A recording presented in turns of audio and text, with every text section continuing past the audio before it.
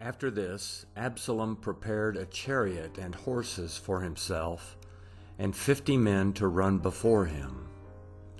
Absalom rose up early and stood beside the way of the gate.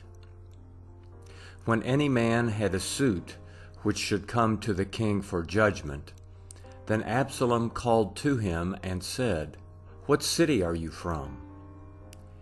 He said, "Your servant is of one of the tribes of Israel."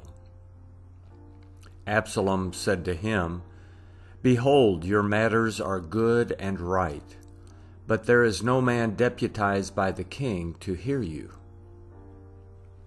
Absalom said, moreover, "Oh, that I were made judge in the land, that every man who has any suit or cause might come to me, and I would do him justice."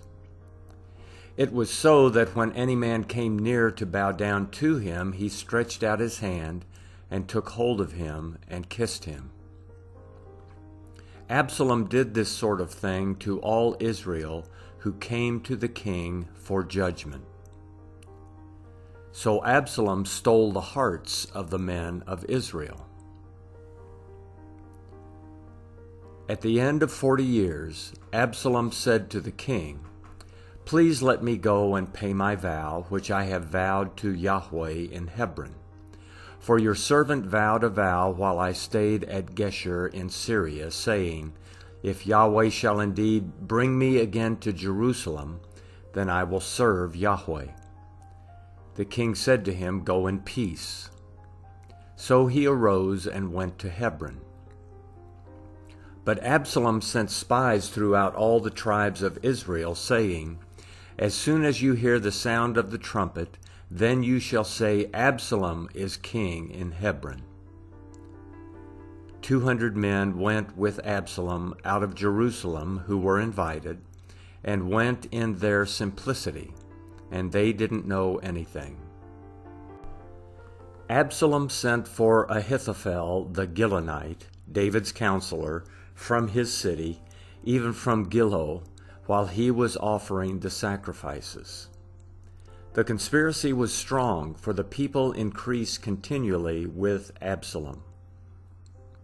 A messenger came to David, saying, "The hearts of the men of Israel are after Absalom." David said to all his servants who were with him at Jerusalem, "Arise, let's flee, or else none of us will escape from Absalom. Hurry to depart, lest he overtake us quickly and bring down evil on us, and strike the city with the edge of the sword." The king's servants said to the king, "Behold, your servants are ready to do whatever my lord the king chooses." The king went out, and all his household after him. The king left 10 women who were concubines to keep the house. The king went out, and all the people after him, and they stayed at Beth-merhach. All his servants passed on beside him, and all the Cherethites, and all the Pelethites, and all the Gittites, 600 men who came after him from Gath, passed on before the king. Then the king said to Ittai the Gittite, "Why do you also go with us? Return and stay with the king. For you are a foreigner and also an exile. Return to your own place, whereas you came but yesterday. Should I today make you go up and down with us, since I go where I may? Return and take back your brothers. Mercy and truth be with you." Ittai answered the king and said, "As Yahweh lives, and as my lord the king lives, surely in what place my lord the king is, whether for death or for life, your servant will be there also." David said to Ittai, "Go and pass over." Ittai the Gittite passed over, and all his men, and all the little ones who were with him. All the country wept with a loud voice, and all the people passed over. The king also himself passed over the brook Kidron, and all the people passed over toward the way of the wilderness. Behold, Zadok also came, and all the Levites with him, bearing the ark of the covenant of God. And they set down God's ark, and Abiathar went up until all the people finished passing out of the city. The king said to Zadok, "Carry God's ark back into the city. If I find favor in Yahweh's eyes, he will bring me again, and show me both it and his habitation. But if he says, I have no delight in you, behold, here I am. Let him do to me as seems good to him."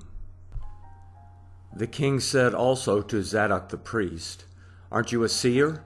Return into the city in peace, and your 2 sons with you, Ahimaaz your son, and Jonathan the son of Abiathar. Behold, I will stay at the fords of the wilderness until word comes from you to inform me." Zadok therefore and Abiathar carried God's ark to Jerusalem again, and they stayed there. David went up by the ascent of the Mount of Olives and wept as he went up, and he had his head covered and went barefoot. All the people who were with him each covered his head, and they went up, weeping as they went up.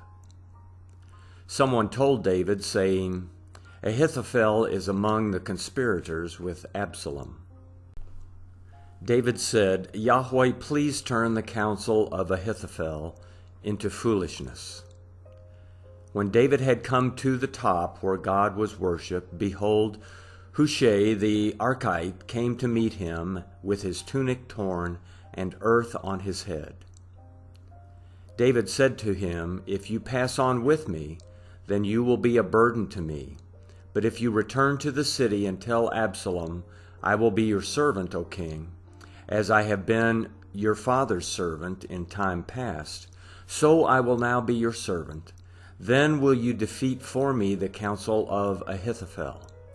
Don't you have Zadok and Abiathar the priests there with you? Therefore, whatever you hear out of the king's house, tell it to Zadok and Abiathar the priests. Behold, they have there with them their 2 sons, Ahimaaz, Zadok's son, and Jonathan, Abiathar's son. Send to me everything that you shall hear by them."